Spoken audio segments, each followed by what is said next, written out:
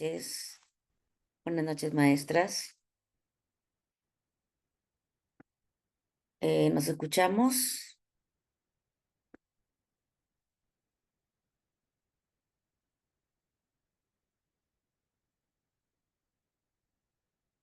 Buenas noches, buenas noches. Buenas Buenas noches. noches, doctora. Escuchamos bien.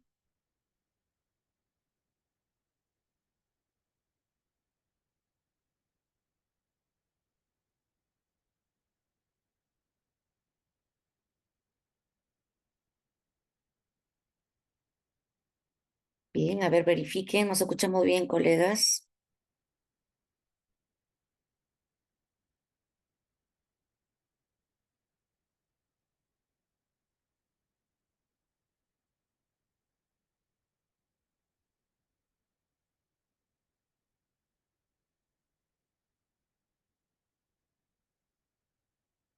Buenas noches, Jesús. Sí, perfecto. Gracias. Gracias, Nicole, muy amable.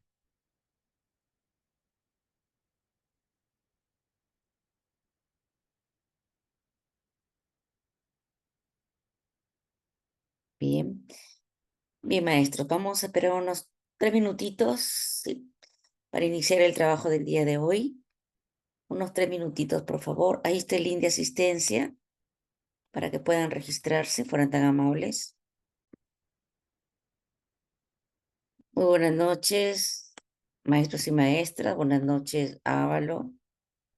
Buenas Buenas noches, noches, maestro. ¿qué tal, Giovanna? Acá viendo los saluditos de Rolando. De Jesús, ahí está también. Bueno, a todos ustedes, muy buenas noches. El link, tienen el link de asistencia, seguramente ya se registraron hasta el momento, ¿no? Y vamos a dar inicio al trabajo del día de hoy, ¿correcto? A ver, vamos a iniciar nuestro trabajo. Maestros y maestras, bienvenidos y bienvenidas a esta nueva clase de preparación para el concurso de ascenso de escala magisterial y nombramiento docente 2025. En este caso, correspondiente hoy día 14 de agosto, en el nivel secundaria, vamos a continuar con el curso que brinda el Instituto de Desarrollo y Capacitación IDECAP para todos y cada uno de ustedes de forma gratuita.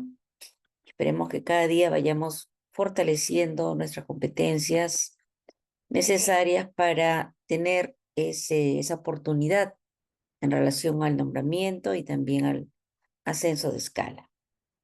Bien, maestros, entonces creo que ya hemos esperado suficiente. Hemos compartido el link de asistencia también. Damos inicio al trabajo del día de hoy. Permítame compartir. A ver, permítame compartir.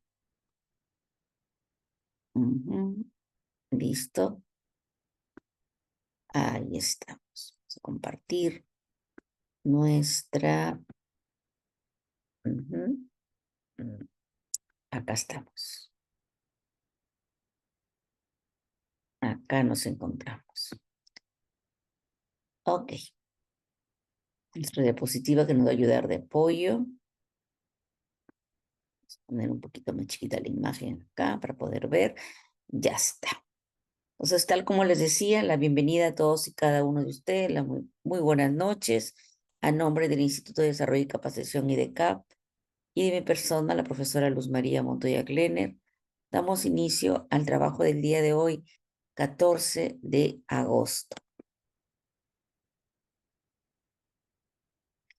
Vamos a consolidar una información importantísima para todos nosotros, eh, que usualmente, digamos, deberíamos ponerlo en práctica durante el desarrollo de las sesiones de aprendizaje, dado que estas corresponden a la movilización de estrategias que nos permitan a todos y cada uno de nosotros lograr pensamientos de orden superior, ¿no? Que es la gran dificultad que a veces tenemos los maestros y maestras, cómo logramos desarrollar estos pensamientos con los estudiantes, ¿verdad?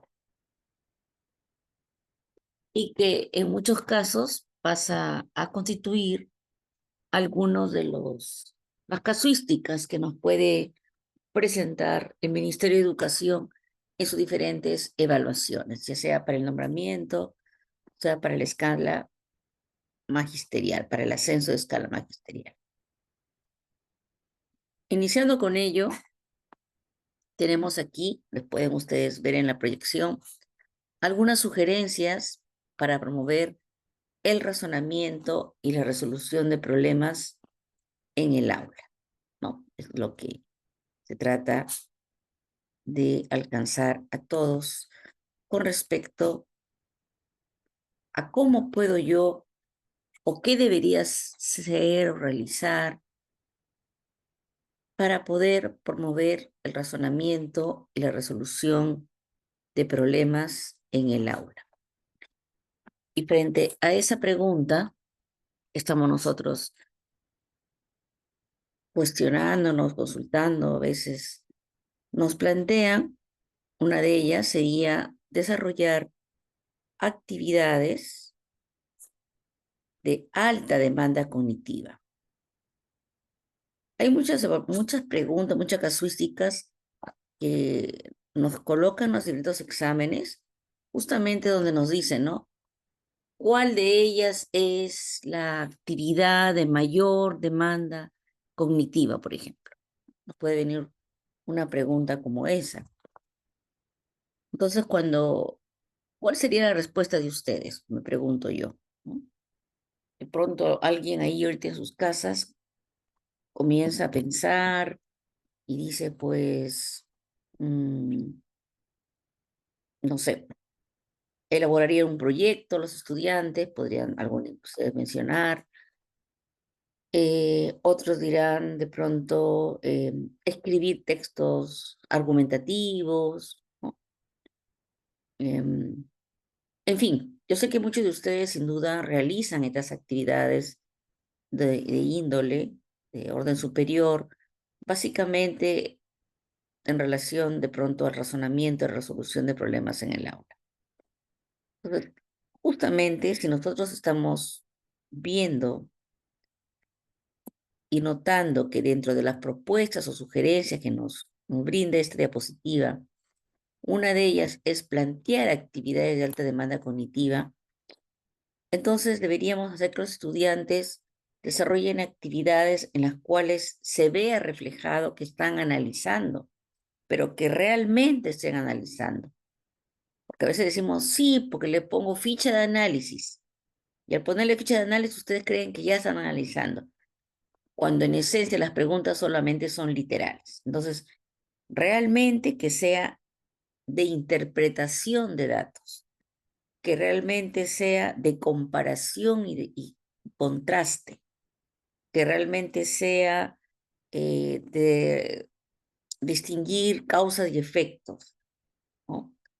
Que realmente se analice los textos literarios, los textos científicos en esa línea donde se movilice, pues, digamos, su capacidad del estudiante de que tenga un esfuerzo, vamos a decirlo así, un esfuerzo mental, ¿no? Entonces, fíjense, si hacemos eso, estaríamos realmente desarrollando. Entonces, ahora pregúntate tú, pregúntese ustedes, cada uno de ustedes, pregúntese, ¿realizo eso hoy día?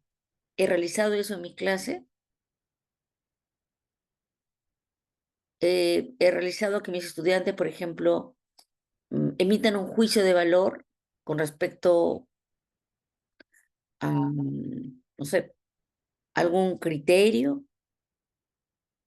Eh, He desarrollado algo, alguna actividad, una acción o una interacción, como siempre digo, en la cual los estudiantes hayan formulado hipótesis, han creado un plan de acción, han diseñado alguna estrategia, han creado su propia estrategia o han recreado, han organizado información, pero de manera efectiva, de acuerdo a propósitos determinados. E incluso podría pensar si realmente he movilizado la metacognición. Pues si es así, genial.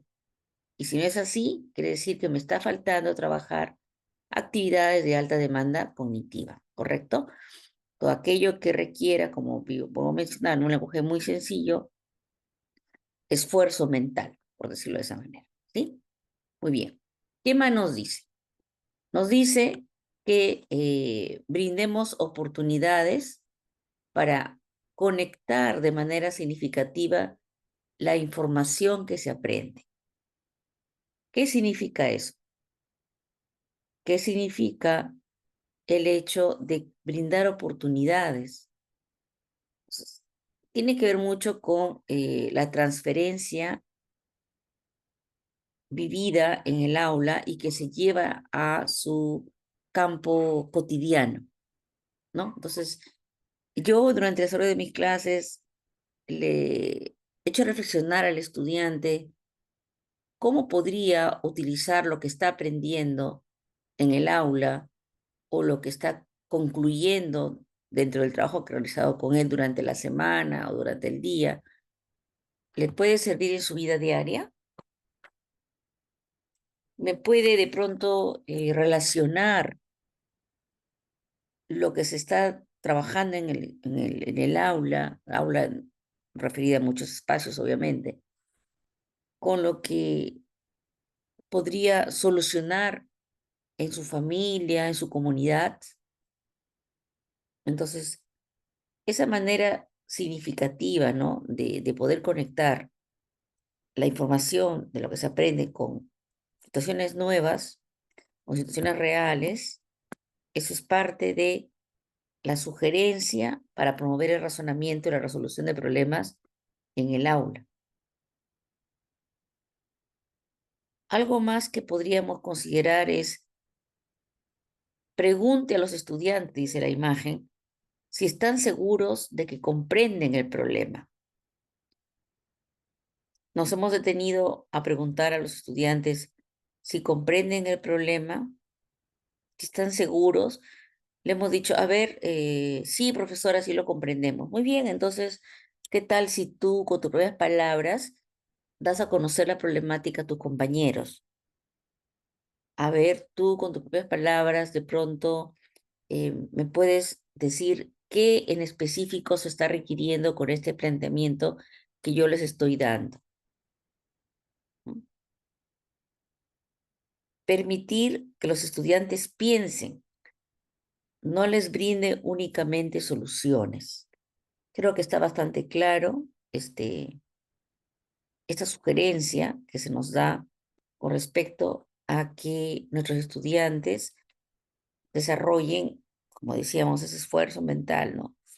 Que no seamos nosotros quienes les den las sugerencias, las soluciones, sino que sean de ellos quienes nazca esas posibles soluciones, o sea, su tesis, ¿no? O de pronto una hipótesis que puedan plantearse. Entonces, en esa línea estaríamos hablando de esa oportunidad que tendríamos que brindarles a los estudiantes. Miren, ¿y qué dice la otra, no? Dice, anime a los estudiantes a ver el problema desde distintos ángulos. No solamente, no solamente ver una sola posibilidad, sino aristas de posibilidades.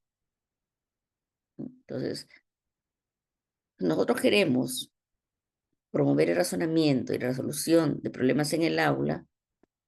Como siempre digo, la idea es que a través de esta imagen que ustedes están viendo, puedan Rolando, Nelly, que están aquí presentes, de pronto Jesús, ¿no? Ávalo, Celín, Vale, etcétera, puedan ir viendo, ¿no? Si realmente yo hice esto o yo realizo aquello en mi aula. Entonces, es válido, ¿no?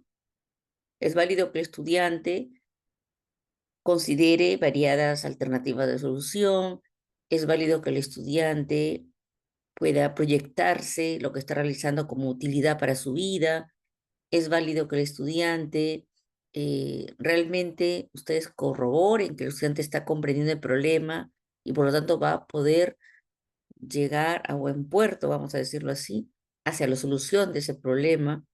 Y cuando hablamos de problema no hablamos de matemática, ojo, sino es una forma de especificar, ¿no? La situación. Entonces, eh, ese esfuerzo mental que tiene que desarrollar el estudiante tendría que realizarse, como dije al inicio del día de hoy, en lo que es una alta demanda cognitiva, ¿no? Incluso acá en la última, digamos, propuesta, sugerencia que nos da, ¿no? Nos dice, enseñe heurística. ¿Qué quiere decir eso? O sea, a qué se refiere, ¿no? Alguien tiene una palabrita mágica de pronto acá en el equipo, ¿no?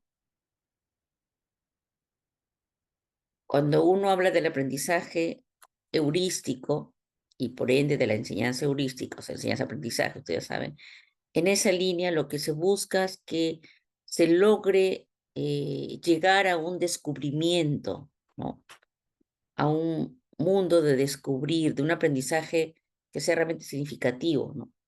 Entonces, ese aprendizaje por descubrimiento, ya eh, conlleva al estudiante a que explore, conlleva al estudiante a que observe, conlleva al estudiante a resolver problemas, conlleva al estudiante de pronto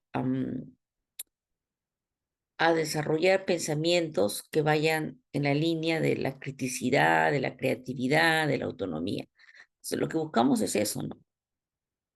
Cuando hablamos de la enseñanza heurística, hablamos, como repito, de la palabra, y para mí lo relaciono rápidamente con aprendizaje por descubrimiento, ¿no? Un descubrimiento obviamente activo, o sea, en la vida pasivo, ¿verdad? De un aprendizaje constructivista, o sea, el enfoque por competencias, lo que vendría a ser en este caso el paradigma socioconstructivista es parte de esa enseñanza heurística.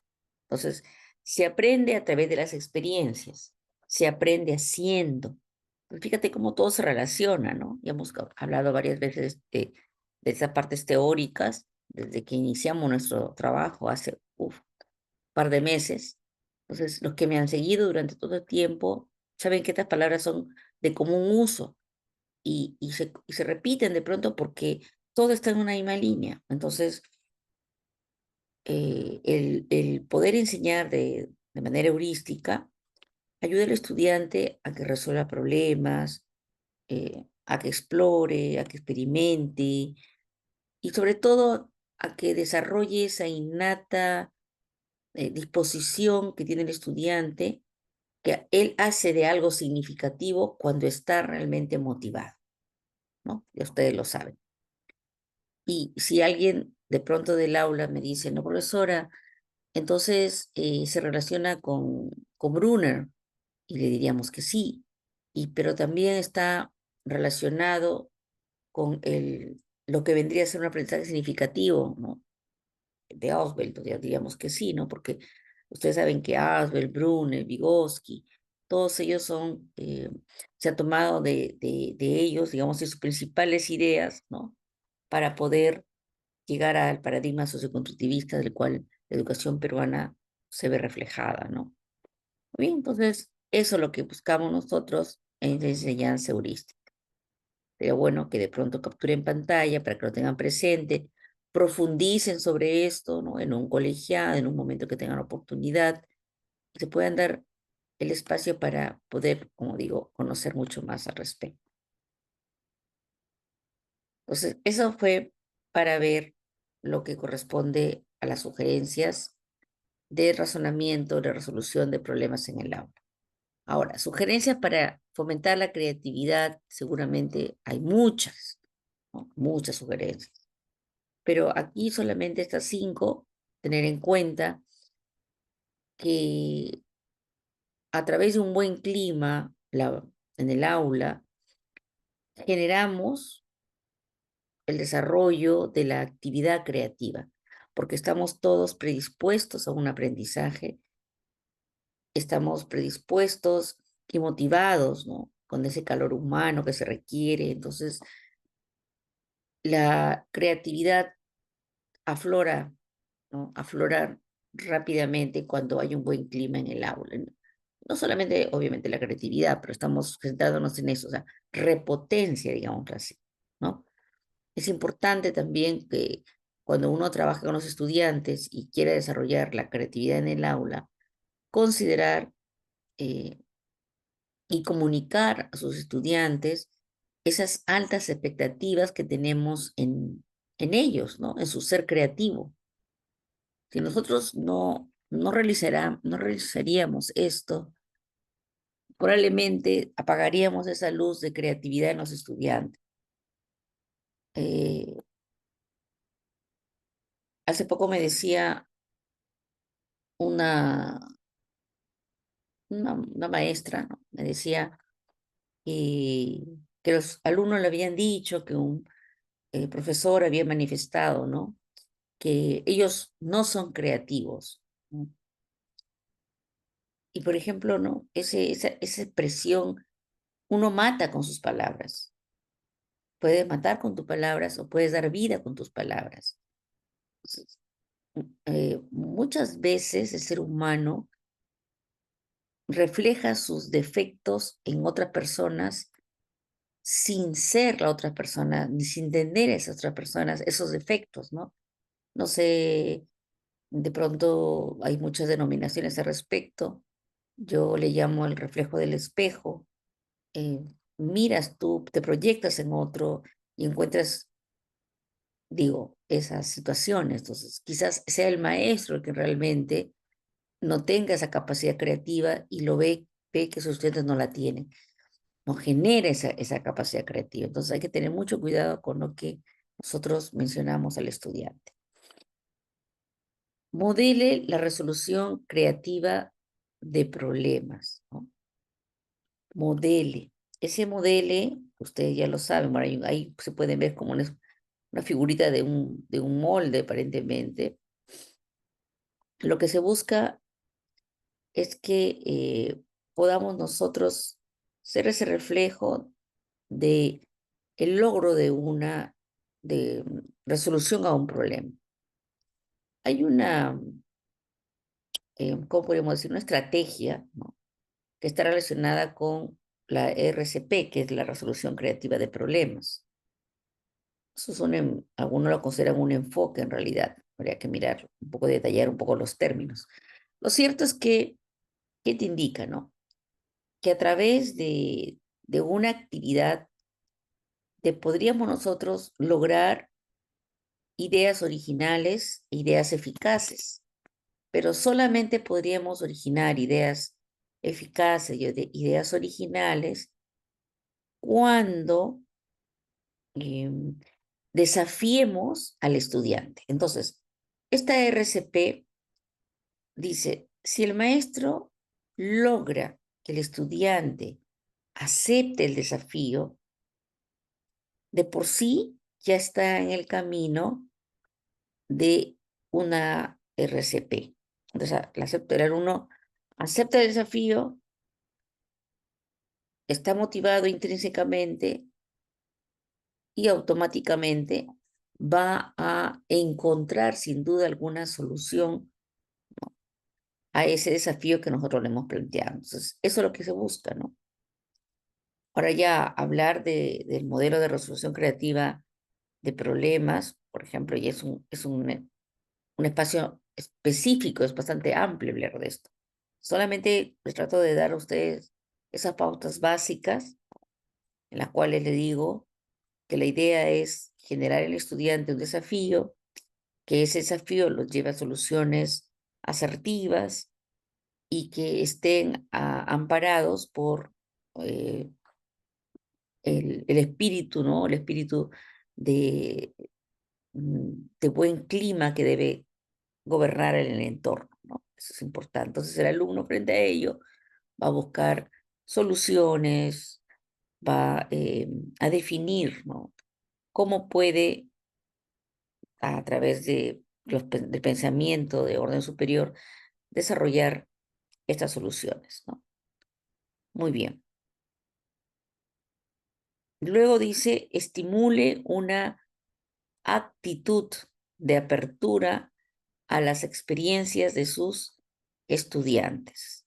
Creo que de por sí ya está claro, ¿no? Esta idea, esta sugerencia de estimular la actitud de apertura a los estudiantes. Entonces, ¿cómo puedo estimular una actitud de apertura?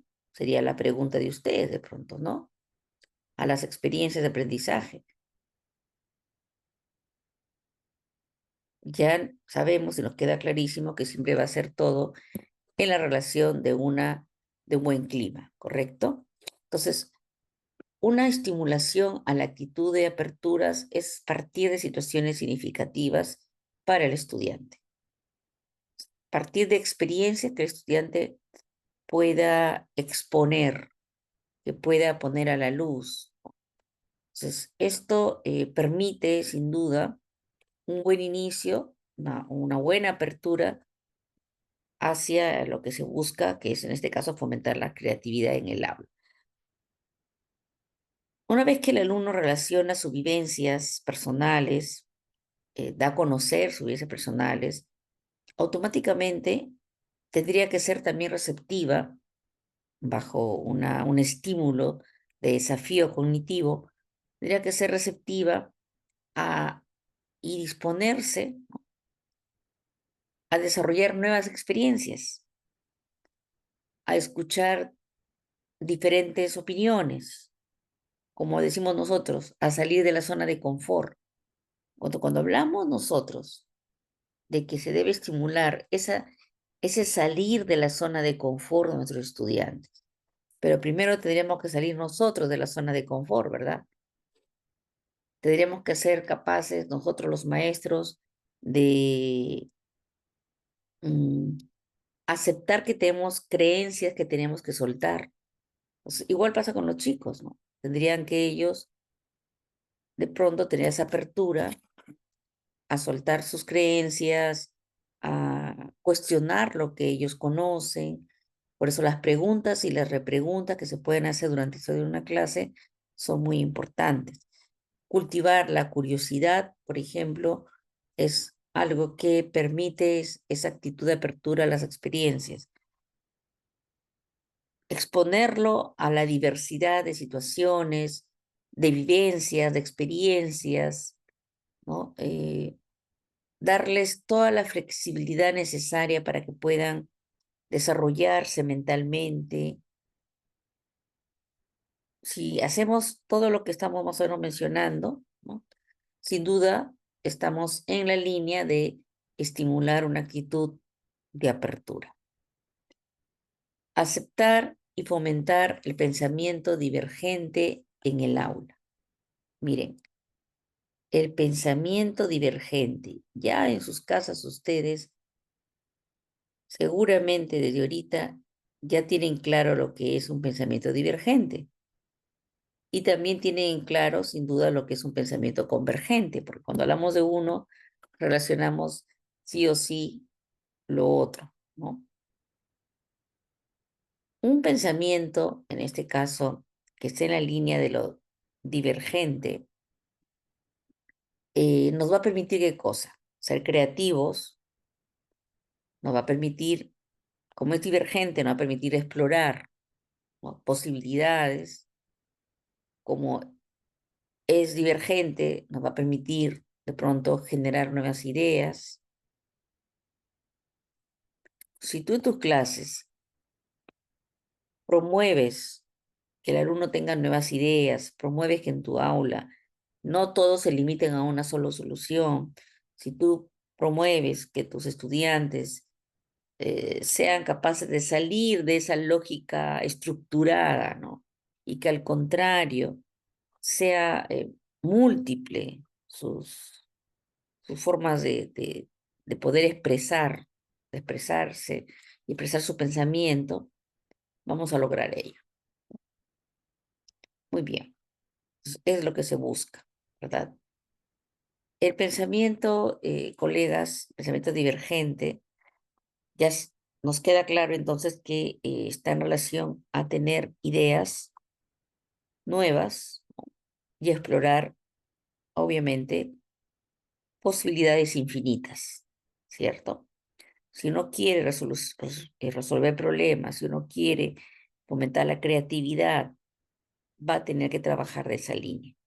No es malo tener un pensamiento convergente, ojo, al contrario, porque también nos permite de pronto manejar, ¿no? O enfocarnos en una solución, en continuar o seguir procedimientos, reglas, etcétera, y tiene mucho que ver con la parte lógica, ¿no? La idea es que tú sepas cuándo desarrollar con tu estudiante uno u otro pensamiento, pero para la creatividad, sin duda, el divergente implica pues más creatividad, ¿no? Pues ¿por qué? Porque acepta múltiples soluciones para un problema. Va a haber momentos en que tengan que entrar a tallar con un pensamiento convergente, donde voy a centrar en llegar a una sola solución, ¿no? Bien definida para un problema específico, dado, eso también en su momento ustedes determinan. Y finalmente, tenemos sugerencias para promover el pensamiento crítico en el aula. Pero antes de dar a conocer el pensamiento crítico en el aula, vamos a compartir el link de asistencia, porque veo que han llegado más maestros, puedan tenerlo en la mano. Bien, ¿cómo sugerimos, ¿no? ¿Qué sugerimos para promover el pensamiento crítico? Obviamente generando preguntas que ayuden a los estudiantes a profundizar en su pensamiento, ¿verdad? Entonces, esas preguntas que podamos nosotros, digamos, generar y que el estudiante pudiera repotenciar, nos va a ayudar a lograr que el estudiante tenga ese pensamiento de criticidad que tanto buscamos, ¿sí? ¿Por qué? ¿Para qué? ¿Cómo te has dado cuenta? eh, Preguntas que vayan en esa línea de profundizar el pensamiento, ¿no?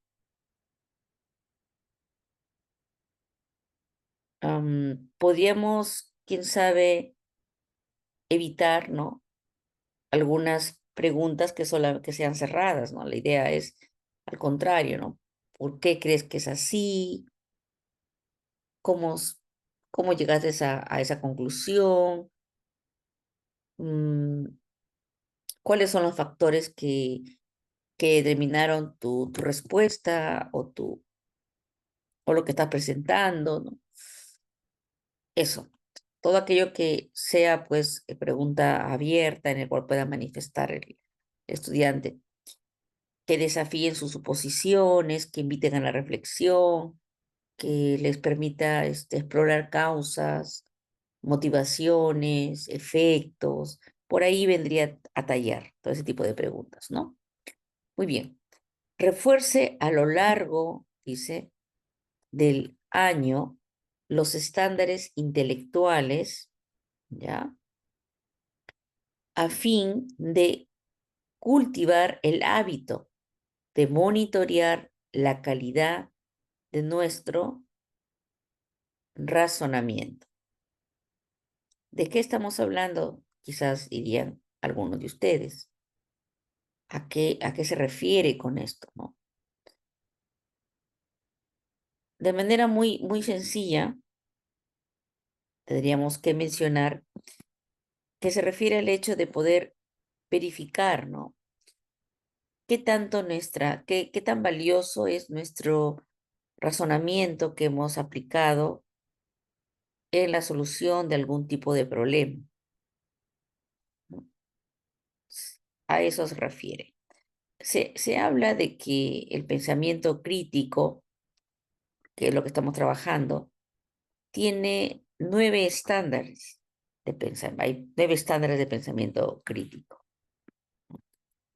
Esos 9 estándares de pensamiento crítico, a ver, estaría dado por uno de ellos, se da por la relevancia. pensamiento crítico, relevancia. Otro tiene que ver con la exactitud.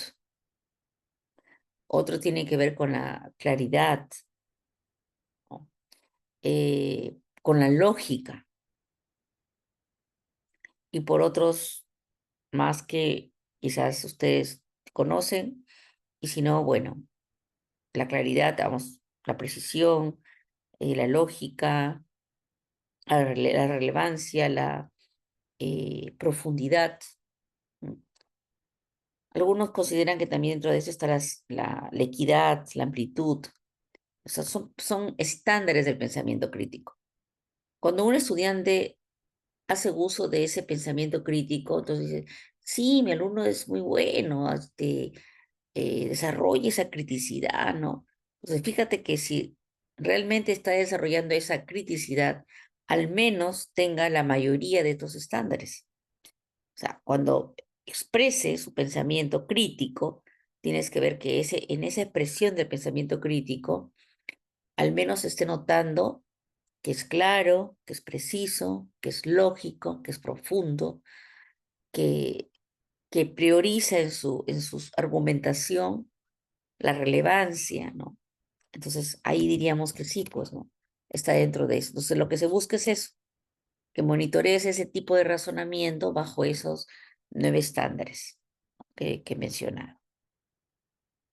Otro de las sugerencias para lograr promover el pensamiento crítico en el aula es el uso de organizadores, ¿no?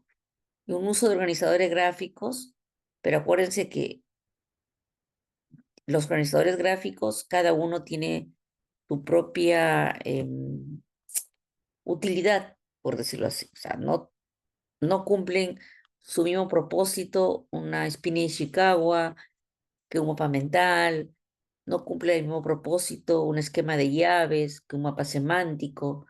Entonces, nosotros lo que tenemos que decir en este punto es que lo que tenemos que promover son organizadores, trabajar con los estudiantes, organizadores gráficos, ¿no?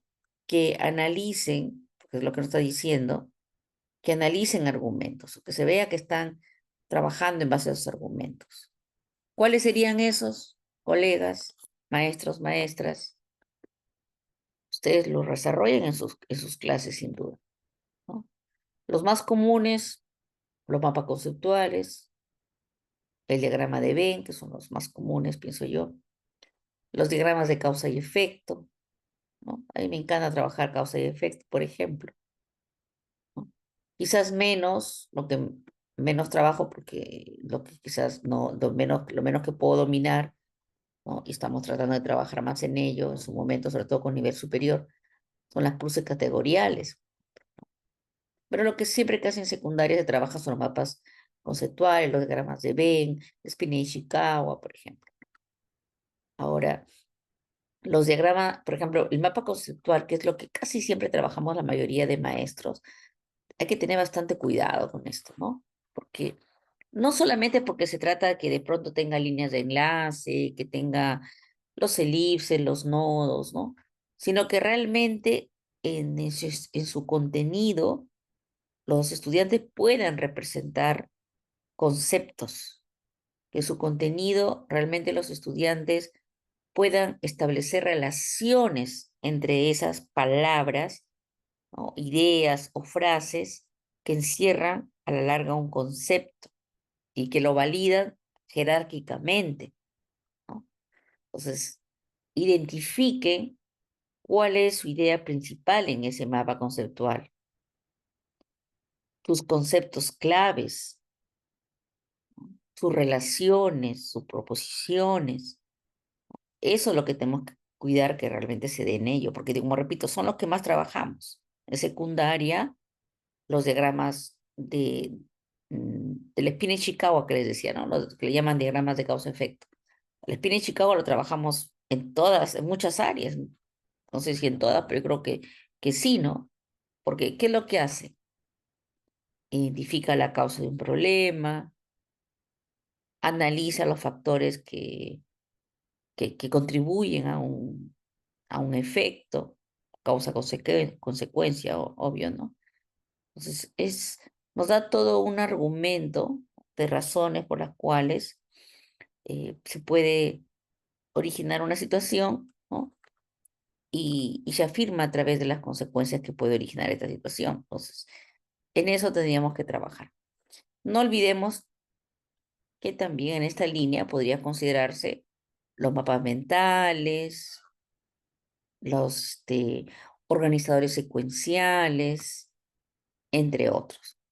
Aquí el aprendizaje para todos, maestros y maestras, el aprendizaje para Wilber, para Waldisman, para Vale, para Roxana, que veo acá sus nombres, es que vayamos comprendiendo que el utilizar organizadores de gráficos en esta línea del desarrollo del pensamiento crítico tiene que permitir a los estudiantes poder desarrollar su nivel de comprensión y evaluación crítica, ¿no? Por decirlo de esa forma. Bien, y finalmente acá tenemos unas tres más que nos habla de plantear actividades de aprendizaje que exijan trabajo colaborativo. No podría haber un aprendizaje realmente de criticidad si es que no monitorizamos, ¿no? Trabajos con los estudiantes que puedan hacerla de manera colaborativa. Entonces, es importante para todo tipo de pensamiento, ¿no? Para todo tipo de pensamiento de orden superior, trabajar, hacer trabajos colaborativos, cooperativos, donde se moviliza el lenguaje bajo una situación de dominio de buen clima, obviamente, ¿no? A estudiantes. Promover el respeto hacia opiniones o puntos de vista distintas al propio, sin duda va a ser otro de los puntos que tenemos que tener en cuenta cuando uno trabaje eh, el pensamiento crítico, porque cuando trabajan los chicos, ¿no? En trabajo colaborativo, o cuando de pronto tiene que argumentar un equipo A o el equipo B a través de un debate, por ejemplo, ¿no? Tiene que haber ahí una promoción, una movilización de los acuerdos de convivencia, de tal manera que se respete la opinión o el punto de vista de otra persona. Y modelamos siempre en esa línea el pensamiento a lo largo de toda la sesión de aprendizajes, ¿no? El hecho de poder modelar el pensamiento es la intervención directa de un maestro ejemplificadora, ¿no? Frente al estudiante.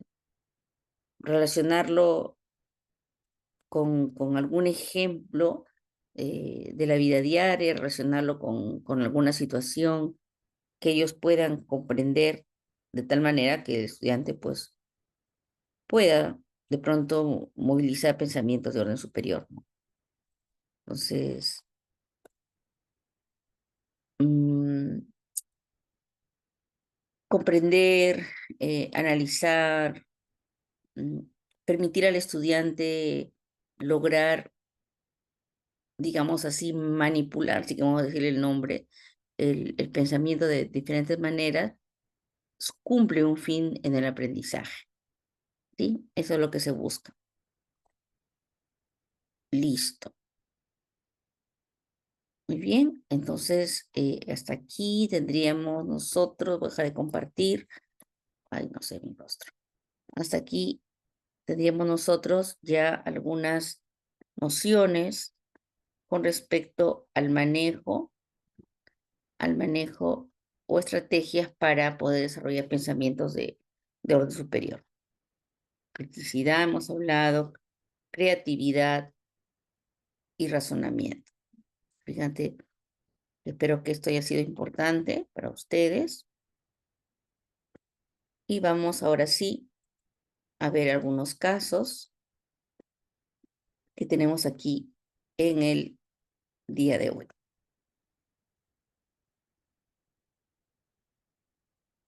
Ya.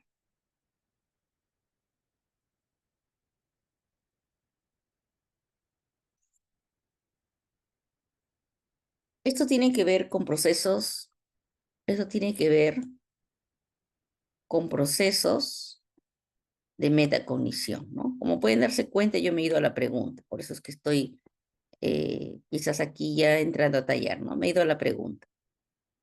¿Cuál de las siguientes actividades promueve procesos de metacognición en los estudiantes sobre sus estrategias de aprendizaje?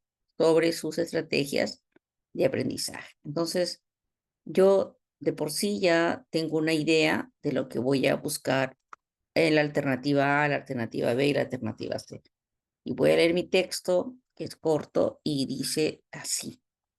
Como parte de una experiencia de aprendizaje, los estudiantes han analizado algunos capítulos de Fratelli Tutti y de la parábola El buen samaritano. A partir de las enseñanzas que han reconocido en ambas fuentes, tenemos acá que ha sido, ya sabemos que son estas, en ambas fuentes, que son estas dos fuentes de acá, han elaborado compromisos que asumirán para contribuir con la construcción de una sociedad que dice, una sociedad más justa, fraterna y solidaria. Entonces, vemos que como han leído esos textos, han elaborado compromisos, ¿verdad? ¿Compromisos para qué? Para construir una sociedad más justa, fraterna y solidaria. Muy bien. Después de que los estudiantes en plenaria han comentado sus compromisos y cómo van a ponerlo en práctica, la docente busca ahora promover la metacognición con respecto a sus estrategias de aprendizaje. Entonces, los chicos han comparado el texto, los estudiantes obviamente han elaborado sus compromisos y en plenaria, porque dice que es en plenaria, han comentado sus compromisos en plenaria, ¿no? Han comentado sus compromisos. ¿Y cómo van a ponerlo en práctica? La pregunta es, ¿cuál de las siguientes actividades promueve procesos de metacognición en los estudiantes sobre sus estrategias de aprendizaje? Y tenemos, como pueden ver, tres alternativas. A, preguntar a los estudiantes qué otras fuentes de información, preguntar a los estudiantes qué otras fuentes de información seleccionaron para la elaboración de sus compromisos y solicitarles que especifiquen qué enseñanzas extrajeron de cada una. B, pedir a los estudiantes que señalen cómo se organizaron para formular los compromisos que querían elaborar y cómo han planificado supervisar el cumplimiento de dichos compromisos. Solicitar a los estudiantes que analicen la relación que existe entre los siguientes conceptos: justicia, fraternidad y solidaridad, y preguntarles por qué estos son importantes para elaborar algunos compromisos según las enseñanzas del Evangelio. Muy bien, ahora ustedes, sin ser de pronto de religión, podrían, creo yo, en base a lo que está marcado, participar porque tendrían que identificar un proceso de metacognición frente a dos textos que pueden haber leído, compromisos que pueden haber asumido, eh, y ya está, ¿no? Ahora veamos la respuesta.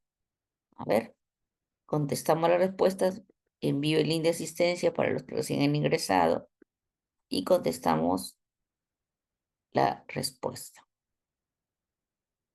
que crean conveniente.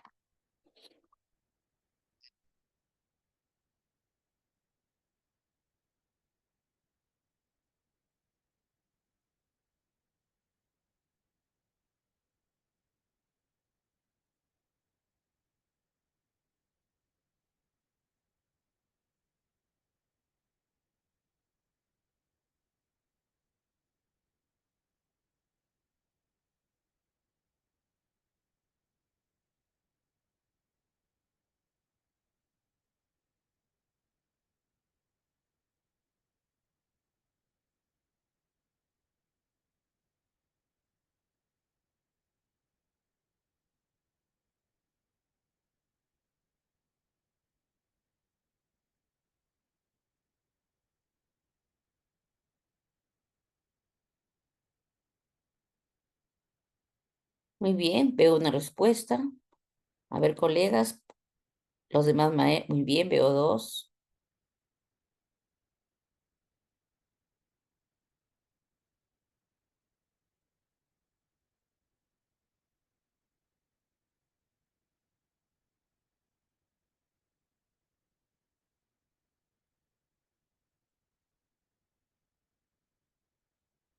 Ujú.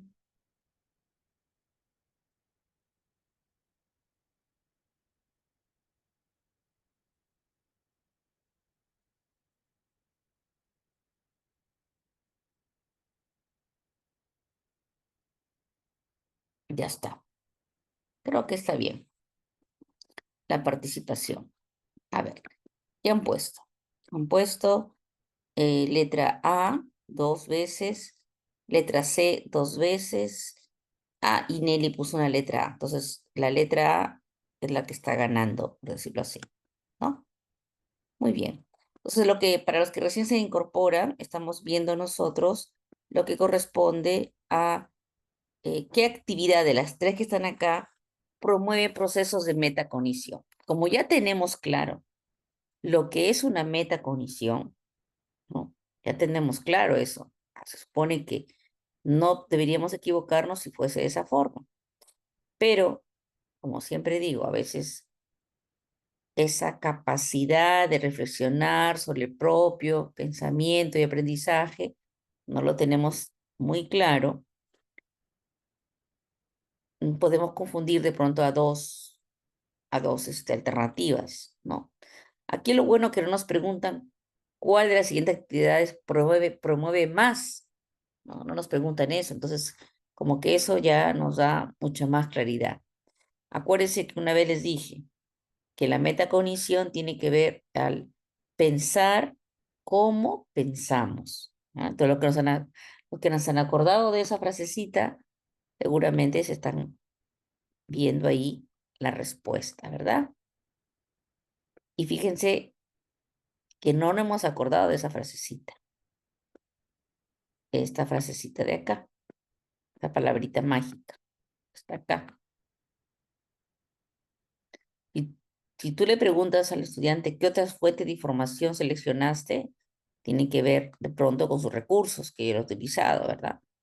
Si le preguntas al chico que diga, solicita que analice la relación, sigues dentro de la parte conceptual, quizás porque ahí lo mismo lo dice, ¿no? Pero si tú le preguntas al joven cómo se organizaron, cómo lo han planificado, ¿no? Entonces estaríamos viendo ese cómo llegaron a desarrollar su trabajo. Es capaz de determinar, ¿no? Su habilidad, en este caso, ¿no? Que ha desarrollado para poder lograr su trabajo. Entonces, hablamos de reflexión, hablamos de reflexión, de pensar cómo pensamos, de ser conscientes de sus procesos cognitivos, de tener la capacidad de reflexionar sobre su propio aprendizaje. Ya, vamos a ver acá. Tengo que trabajar más esto, ya me di cuenta. Y acá está, ¿no? Ayudamos un poco ahí.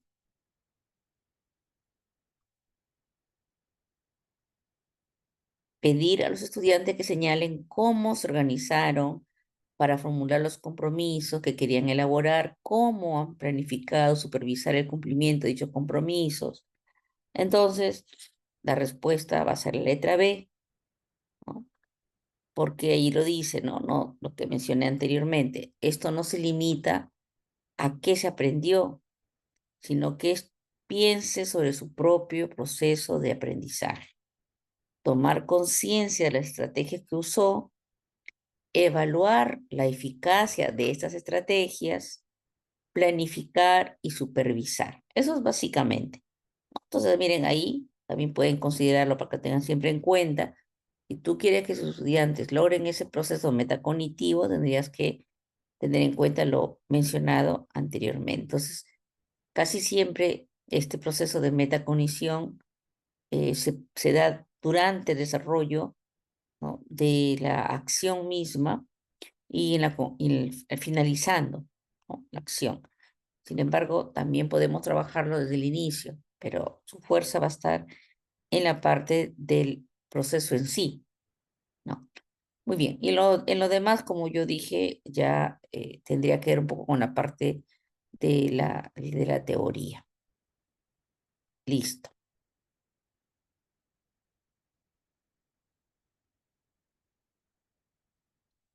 Ah, antes de listo, vean ustedes en la parte inferior, por favor, fíjense acá.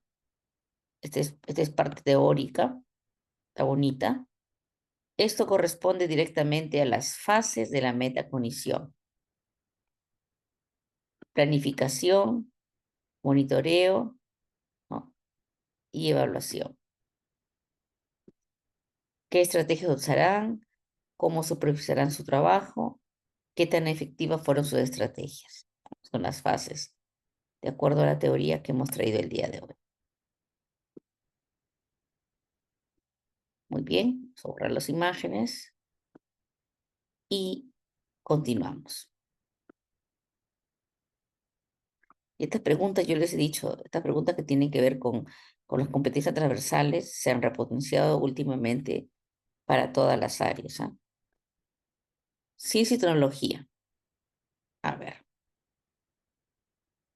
una docente sospecha que un equipo de estudiantes ha plagiado diversa información en el marco teórico de su informe de indagación. Me dirán, pues busquen la IA, ¿no? Una docente sospecha que un equipo de estudiantes ha plagiado diversa información en el marco teórico de su informe de indagación. ¿Cuál de las siguientes alternativas presenta un indicio que apoya la sospecha de la docente? Entonces, estamos hablando de un informe de indagación, ¿no? ¿Correcto? Muy bien. Sospecha que ha habido plagio. Dice, presencia de párrafos con información entre comillas. Presencia de párrafos escritos con un lenguaje muy especializado y sin ninguna referencia. Presencia de referencias bibliográficas en idiomas distintos al que dominan los estudiantes. Ujú. ¿Cuál sería la alternativa si hay sospecha de un plagio, no? ¿Cuál sería ese indicio que apoya la sospecha del maestro en un informe de indagación? ¿La letra A, la letra B o la letra C?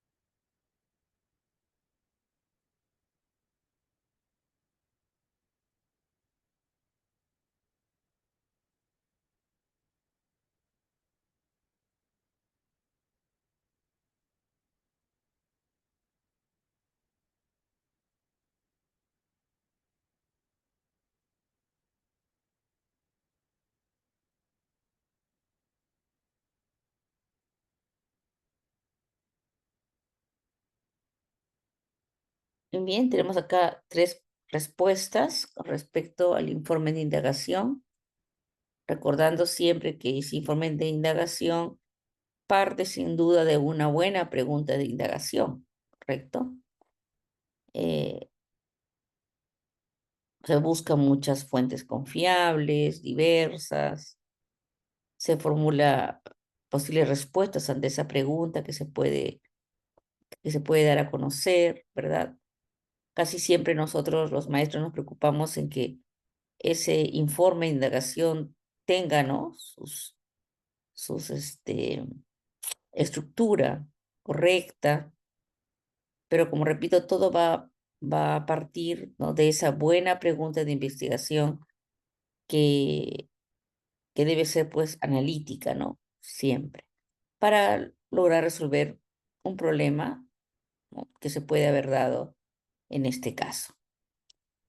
Bien, acá tenemos que han marcado, a ver, veamos, la letra B, 2, la letra A, 1 por acá, 3, 4, 4 la B, y me parece que 3 la letra A, si no me equivoco.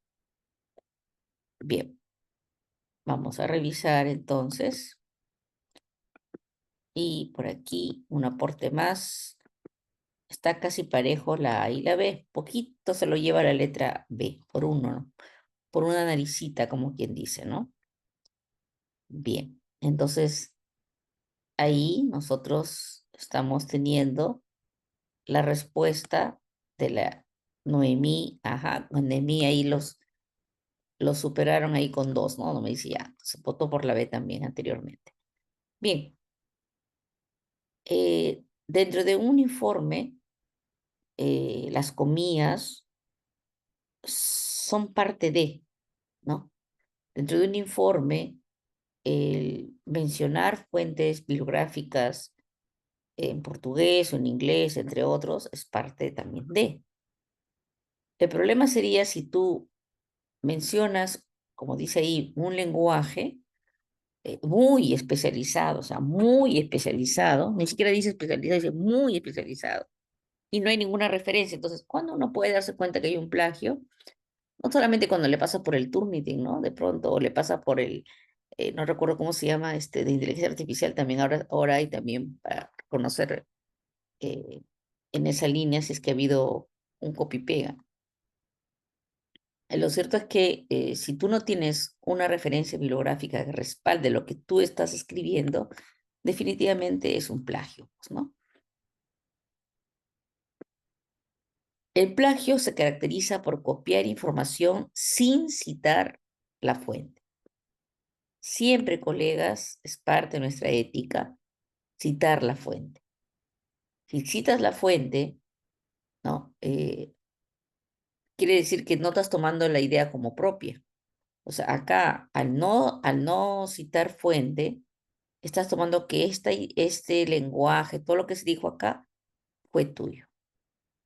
Entonces, eso demuestra que hay un plagio. Muy bien. Y dice, pues, que además ese lenguaje no incluye por referencias. Sin embargo, ahí, como les decía, ¿no?, entre comillas, normalmente es una cita. Y bueno, la letra C, eh, dijimos que tranquilamente puedes trabajar con fuentes no necesariamente en español, ¿verdad? Bien. Ahí creo que en sí lograron una ligera ventaja, ¿verdad? Ya, vamos a comunicación. Tenemos, dice lo siguiente: en otro momento de la sesión, los estudiantes comparten sus comentarios acerca del texto. Hay un momento en que los chicos, los estudiantes, están compartiendo comentarios acerca de un texto. En ese compartir comentarios, ¿no?, acerca de un texto, te preguntan a ti, ¿cuál de estos comentarios? Si el comentario de pronto de, a ver, de Olinda, o el comentario de Noemí, o el comentario de Nelly, ¿cuál de estos comentarios se ajusta a una reflexión sobre el contenido del poema? Sobre el contenido del problema, del poema, perdón. Esa es una reflexión sobre el contenido del problema. Poema. Muchos problemas tenemos últimamente, ya. Ah, el poema, bueno, dice una de las estudiantes, dice, el poema da a entender que los morochucos son tan veloces que parecen que vuelan como cóndores por las cumbres. Otra persona dice, a mí me llamó la atención que en el poema se mencione que los gauchos vienen de la misma época que los morochucos.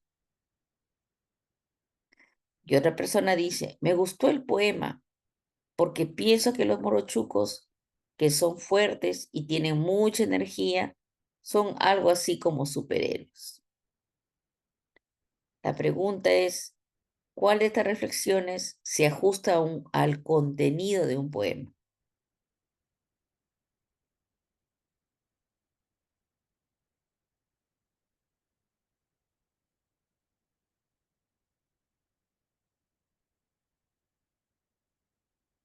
Ya están marcando las respuestas.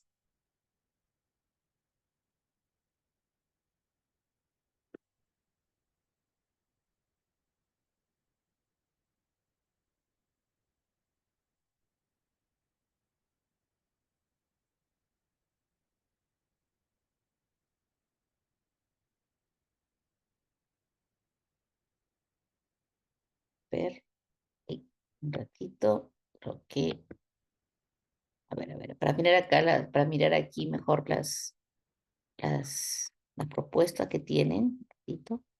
Bien, estoy viendo que en este caso todos los maestros y maestras han considerado la letra C, ¿no? Bien, ok. Vamos a ver. Uy, se me perdió acá el botoncito. Espérense. Resulta que este mouse, bueno, no trabajo con mouse, la verdad. Trabajo con el dedito nada más. Se movió. Vamos a ubicarlo. Uy, uy, uy, uy. A ver, ratito, se me acaba de perder. Ya lo estoy encontrando, ya lo estoy encontrando. ¿Dónde está mi...?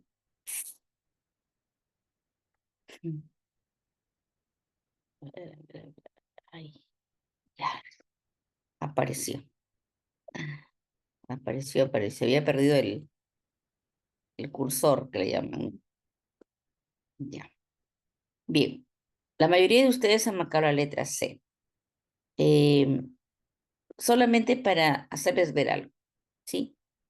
Em, lo básico que aquí, que podríamos nosotros confundirnos, es que si bien está la palabra reflexión, nos habla que esa reflexión no dice reflexión sobre el poema o reflexión personal, no, dice reflexión y dice sobre el contenido. ¿Ya? Entonces, ese no haber de pronto visto bien esa expresión nos puede llevar a confundirnos. Ay, acá. ¿Qué digo eso? Ya. ¿Cuál de los comentarios se ajusta a una reflexión sobre el contenido? La opción C, que ustedes habían marcado, me gustó el poema porque pienso, es una opinión personal, de valoración subjetiva, pero no es análisis del contenido. Reflexión sobre el contenido, reflexión sobre el autor. Entonces, reflexión. Entonces, hay que mirar en esa partecita, hay que tener cuidado. Por eso acá nos dicen, no, la C es una opinión personal y valoración subjetiva, pero no un análisis del contenido. Por otra parte, la letra, bueno, la otra no la habían considerado, no hay problema. Dice, a mí me llamó la atención que en el poema se mencione que los gauchos vienen de la época misma que los morochucos. Entonces, acá es una observación, ¿no? De un dato que está mencionado. Pero en la parte superior nos dice, el poema da a entender, ¿no? Entonces estás entrando a tallar con la inferencia, ¿no? Del contenido, de lo que has podido leer, o sea, estás en el nivel inferencial. El poema nos da a entender que los morochucos son tan veloces que parecen que vuelan como cóndores por las cumbres. Entonces, en la E se interpreta una metáfora del texto, que es la velocidad comparada con el vuelo de los cóndores, lo que evidencia comprensión e inferencia sobre el contenido. Por lo tanto, la respuesta es la letra A. Entonces, una reflexión sobre el contenido, maestros y maestras del área de comunicación, implica interpretar o explicar el mensaje, ideas o imágenes que transmite el poema dentro del poema, ¿sí? Entonces, no es opinión personal, no es de pronto en relación a un dato, como dice la palabra factual, ¿no? Sin interpretación. Por tanto, acá la alternativa es la letra A.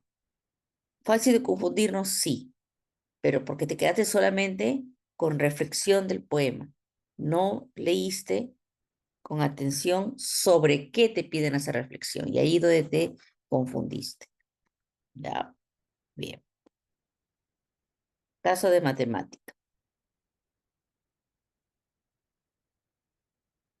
En una reunión colegiada de docentes de una institución educativa, se analizan las ventajas de utilizar un software matemático que permite graficar funciones a partir de su representación simbólica.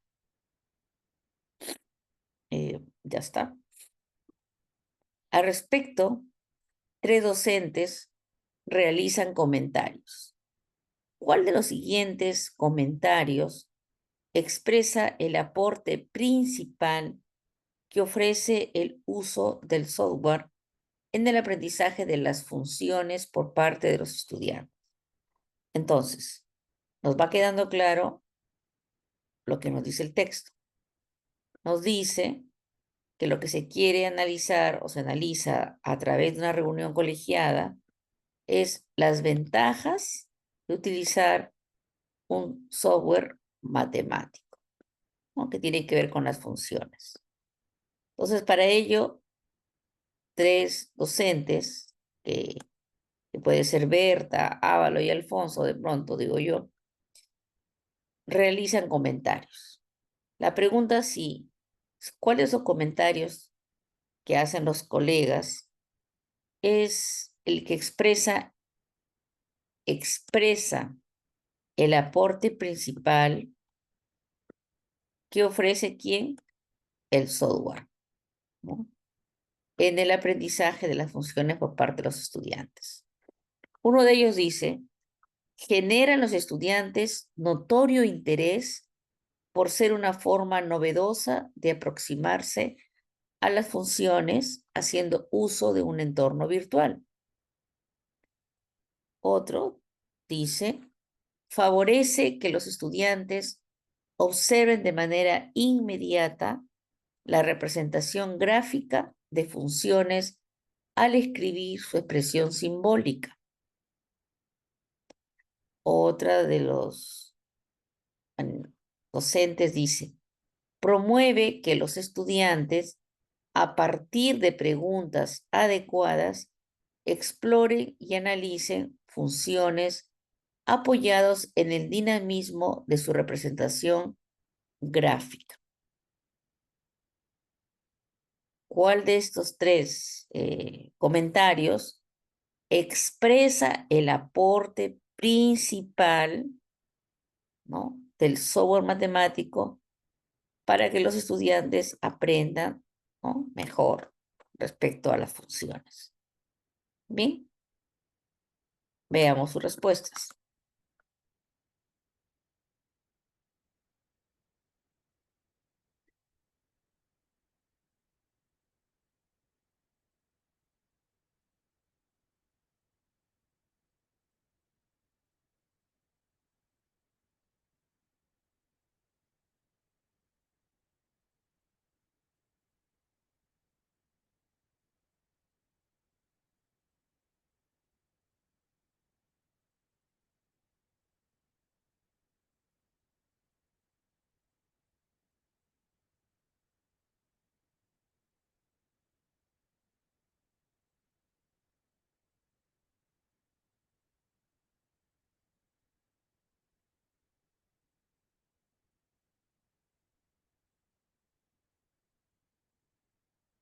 Tenemos tres.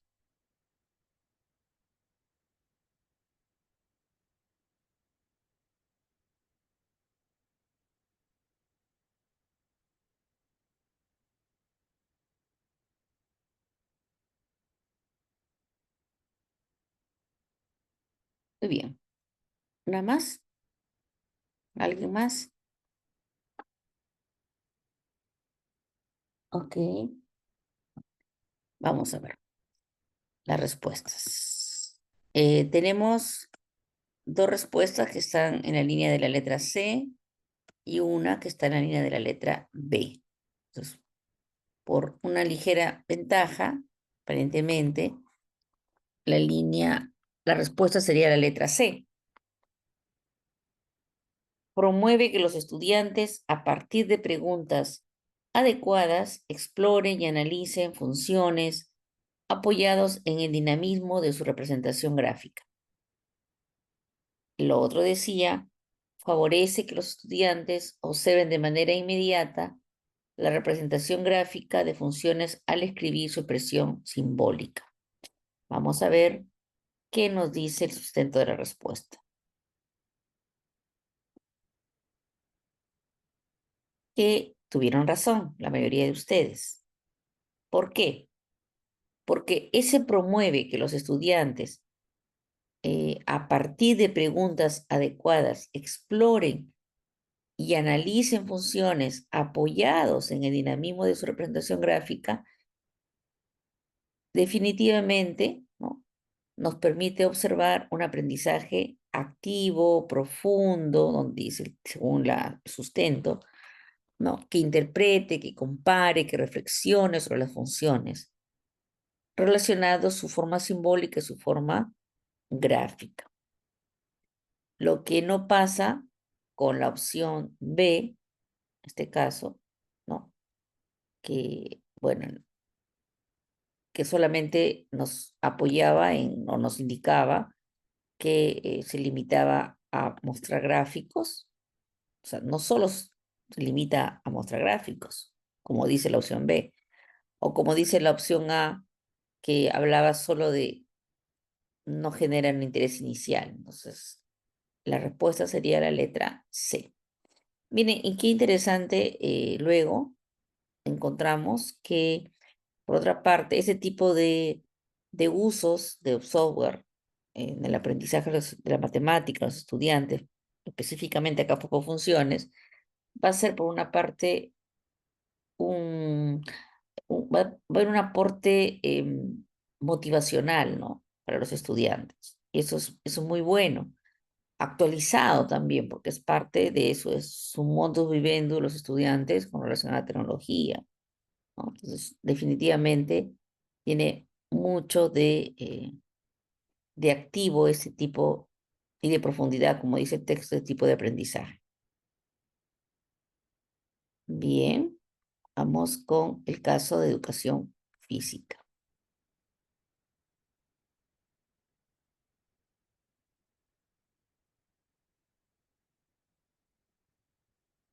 Los estudiantes del tercer grado de la institución educativa 40020, Escuela Urbana Ecológica de San Lázaro, se encuentran preocupados porque ha aumentado el consumo de comida chatarra en sus compañeros.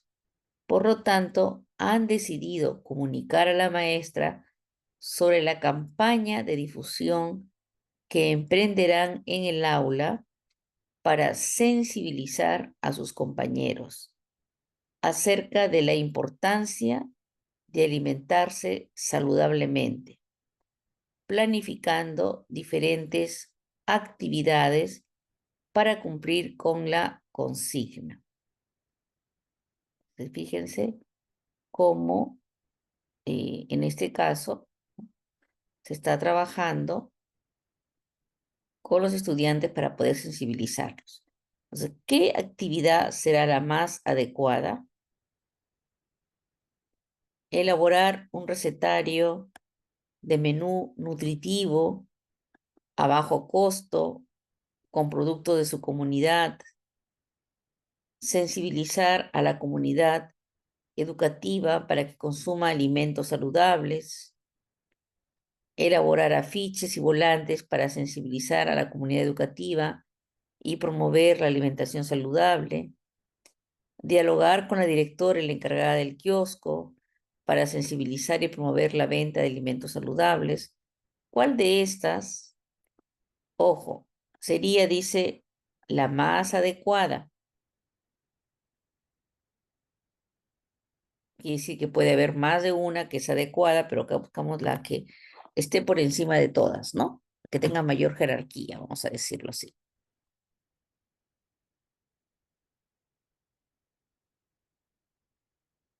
¿Cuál se lograría proponer?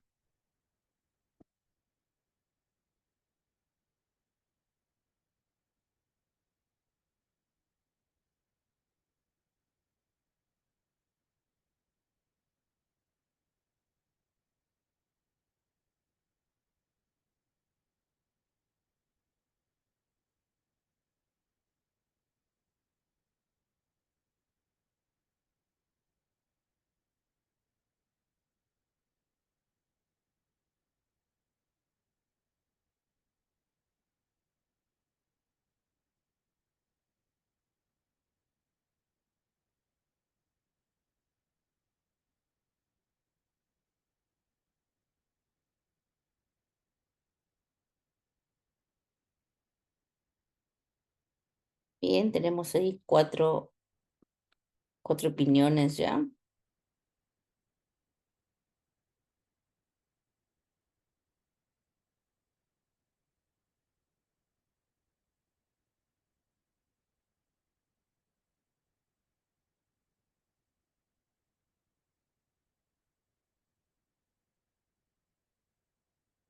Bueno, vamos aquí.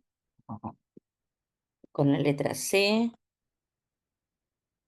eh, me parece que sí, está con la letra C. Por ahí me parece haber visto una B, no estoy segura. Aparentemente todos están con la C.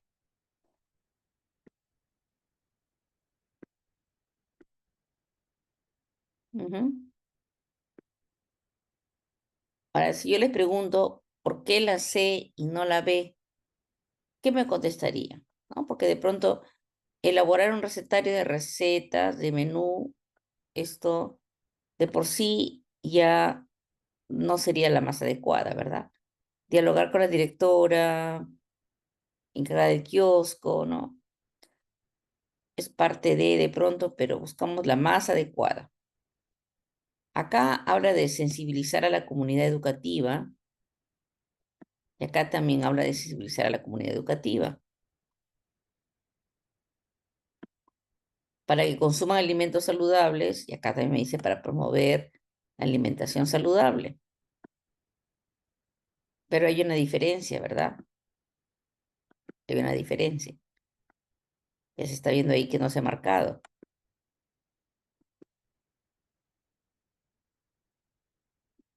Dice la C para que reciban información pertinente. Ya, es un buen punto. A través de, a través de los afiches y los volantes. O sea, acá lo que me dice, ¿cuál es la actividad más adecuada para lograr su propósito? Su propósito, ¿cuál era? Sensibilizar a sus compañeros acerca de la importancia de alimentarse saludablemente. ¿Ve? Pero esto lo va a hacer a través de una actividad. Entonces, de forma completa, vamos a decirlo así, esta, ¿no? Está realizada tal forma que elegimos como la más, como dicen ustedes, la más importante. Indica cómo. Ah, muy bien esa opinión también, ¿ah? Muy bien, Giovanna, muy buen punto de vista. También ahí la maestra Nelly que había aportado. Ya está. Esta sí nos ligó a todos, ¿verdad? Listo. Y ahí está, ¿no? El propósito de grupo es difundir un mensaje para sensibilizar sobre la importancia de una alimentación saludable. Elaborar afiches y volantes es una acción directa de comunicación masiva que permite llegar a más personas de la comunidad educativa de manera clara y visual. La, de, la letra A y D no cumplen, la letra B es demasiado general, ¿no? y la letra C es la que da efectivamente el propósito o el objetivo. Ciencias sociales, veamos. El propósito de un docente es que los estudiantes analicen cómo una problemática ambiental genera efectos a diferentes escalas. Es importantísimo tener en cuenta el propósito que tiene en este caso, ¿no?, el docente. ¿Qué es lo que busca? Que analicen cómo una problemática ambiental genera efectos a diferentes escalas. La pregunta es, ¿cuál de las siguientes actividades es pertinente para lograr ese propósito? ¿Cuál actividad es pertinente? Y tienes tres, ¿no? Tienes tres. Entregar a los estudiantes un reportaje periodístico sobre la minería por relave y sus repercusiones en poblaciones aledañas. Luego pedirles que expongan en equipos cómo la minería aurífera conecta a las comunidades nativas ribereñas de una provincia oriental del país.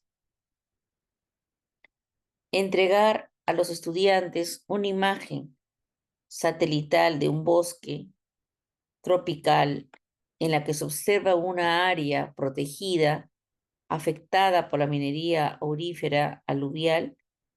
Luego pedirles que elaboren un ensayo individual sobre cómo la actividad minera repercute en la conservación de esta área del bosque,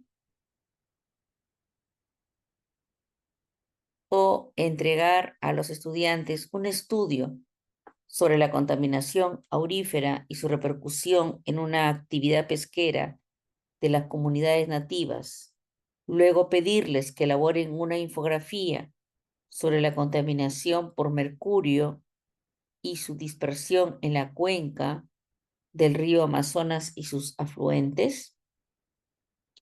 ¿Cuál sería la actividad pertinente para que analicen la problemática ambiental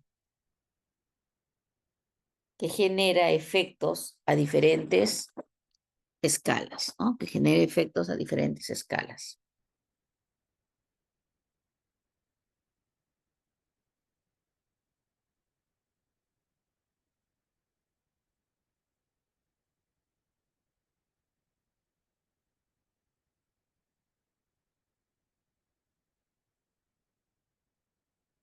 Para los maestros de ciencias sociales, nos queda claro que estamos trabajando la competencia, gestión, el espacio y el ambiente, ¿verdad? Entonces, como nosotros ya de por sí hemos visto qué competencias se está generando aquí para trabajar con los estudiantes, eh, elegir la actividad pertinente va a tener que llevarnos a elegir la actividad en la cual se tome decisiones, se sea consciente de, de la búsqueda de la sostenibilidad de los recursos naturales, ¿no? Tengo que buscar cuál de ellas permite que los estudiantes sean capaces de realmente de analizar problemáticas acá territorial, si mal no me equivoco, proponer alternativas de pronto, ¿no? Tomar decisiones, etcétera. Entonces, es lo que buscamos.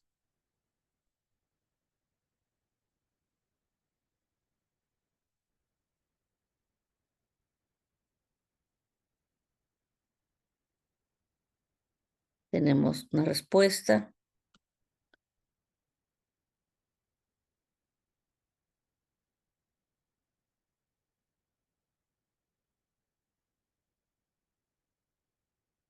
Bien, tenemos dos respuestas, ya estamos con algunas respuestas aquí. Aquí. Ya, listo. A ver, a ver, a ver. Tenemos cuatro, dice acá. Ah, no, dos. C, C y A. Ay, linda existencia. Muy bien, Edno, ya, parece que era la respuesta. Estamos en la figura de entregar a los estudiantes un estudio sobre la contaminación aurífera y su repercusión en la actividad pesquera de las comunidades nativas. Luego pedirles que elaboren una infografía sobre la contaminación por mercurio y su dispersión, ¿no? Ya veamos la respuesta.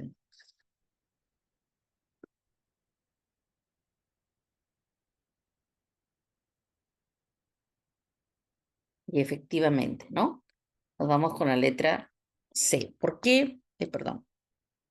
Porque como les dije en- antes que ustedes marquen de pronto la respuesta, estamos nosotros trabajando la competencia de gestiona el espacio y el ambiente. En, en esta, en esta figura, nosotros como maestros y maestras tenemos que lograr básicamente que los estudiantes sean capaces de ¿qué? De manejar fuentes de información, ¿correcto?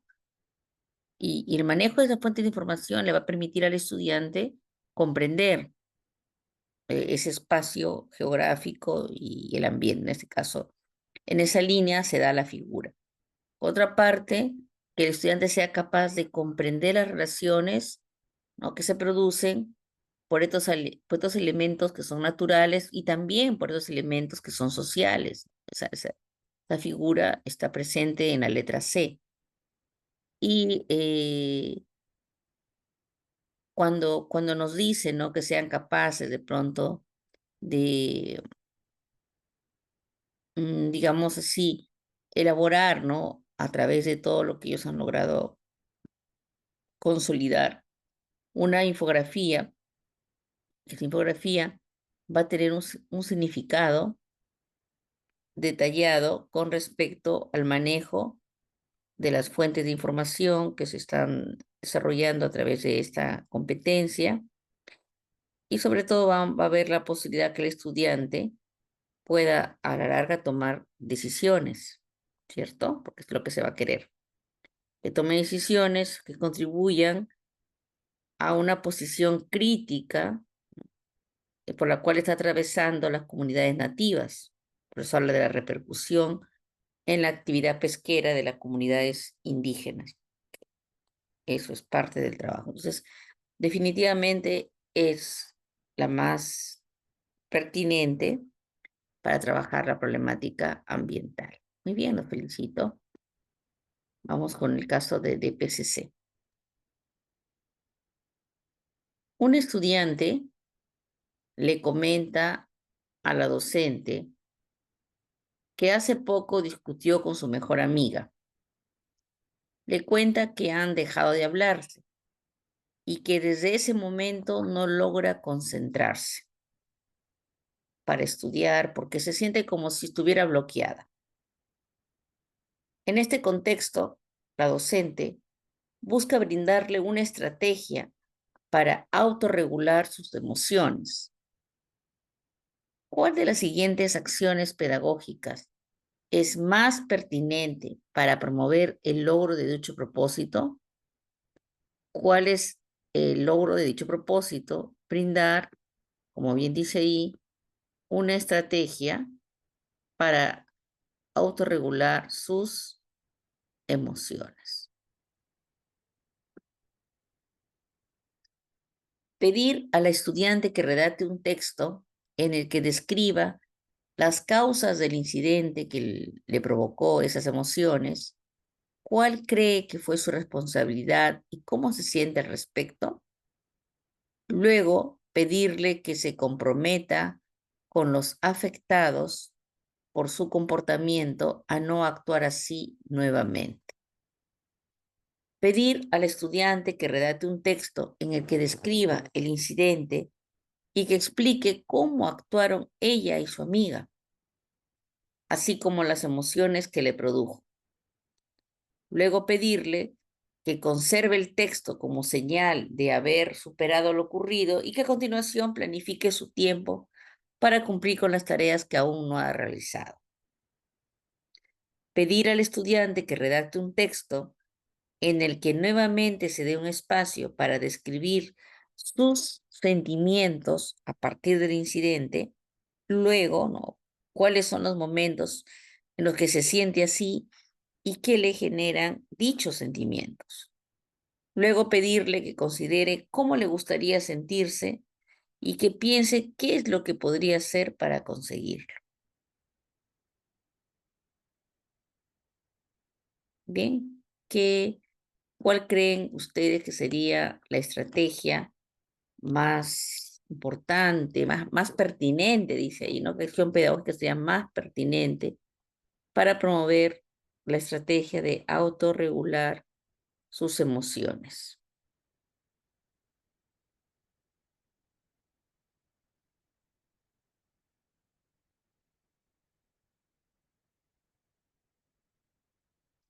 Aquellas personas que tengan claro lo que implica la autorregulación emocional, les va a ser mucho más fácil responder, ¿verdad?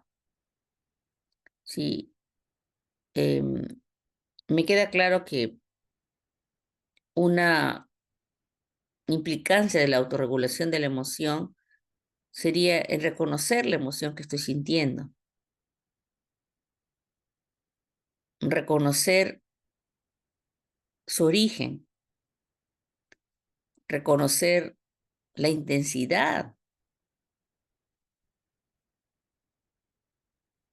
y en ese sentido, eh, viendo ese origen, viendo lo que se produjo en mí, entendiendo esa intensidad y que de pronto fue de manera desproporcionada, impulsiva, ¿no? Entonces, aprender a lograr, digamos, expresar esa emoción de manera adecuada, ¿no? Y pues adaptar luego de ello un cambio en mi forma de actuar, ¿no? Siempre pensando que tenemos que guardar ese equilibrio emocional, ¿no? Y que a veces no es fácil para algunos, menos, más o menos, ¿no?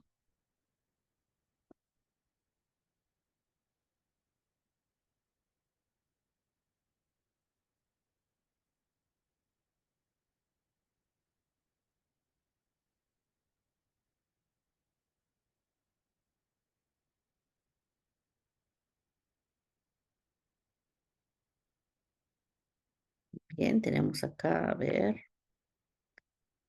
eh, dos respuestas. CC, tres respuestas en la misma línea. Ujú, efectivamente, ¿no? Efectivamente. Entonces, ¿cómo le gustaría sentirse? ¿Qué piensa que podría hacer frente a ello?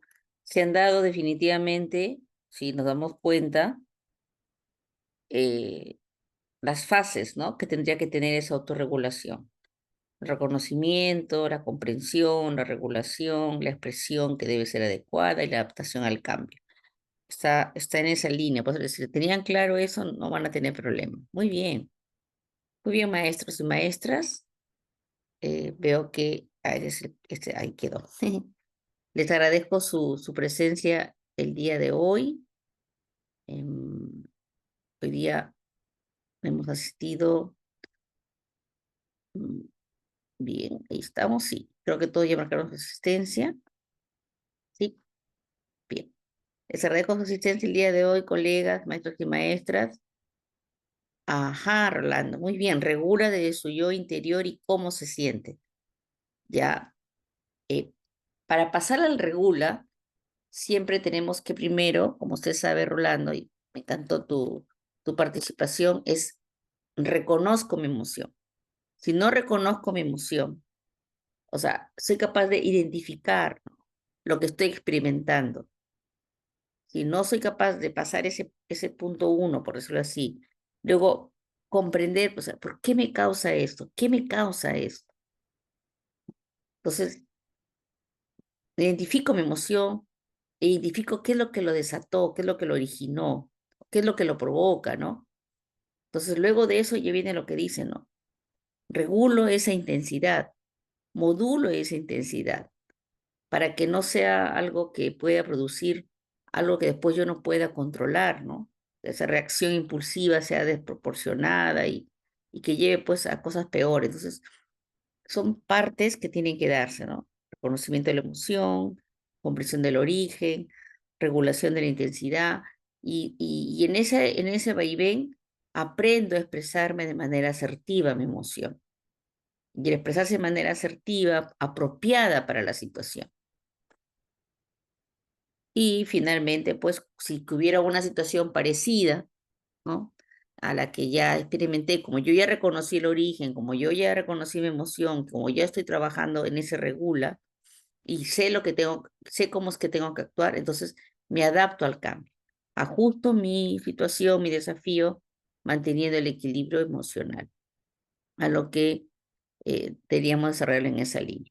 ¿Qué logramos? Que mejoremos la situación, las relaciones interpersonales, sobre todo mi paz y mi tranquilidad emocional, que es lo más importante, ¿no? Difícil a veces, fácil nada es fácil en esta vida, pero se puede lograr. Así que a trabajar bastante en ello. Muchas gracias, Rolando, por tu participación y permitirme un poquito extender esta respuesta. Ahora sí, maestros y maestras, que tengan muy buenas noches. Diosito los proteja, los bendiga. Cuídense. Mañana viernes ya finalizamos la semana. Muchísimas gracias. Un abrazo para cada uno de ustedes. Muy buenas noches. Hasta luego. Chao. Buenas noches, maestra. Chao, Giovanna. Hasta el próximo jueves. Gracias por el corazoncito, Nelly, tan linda. Hasta luego, hasta luego. Gracias, Olinda. Gracias, Karen. Hasta luego. Hasta luego, coleguitas. Chao, chao. Hasta la próxima.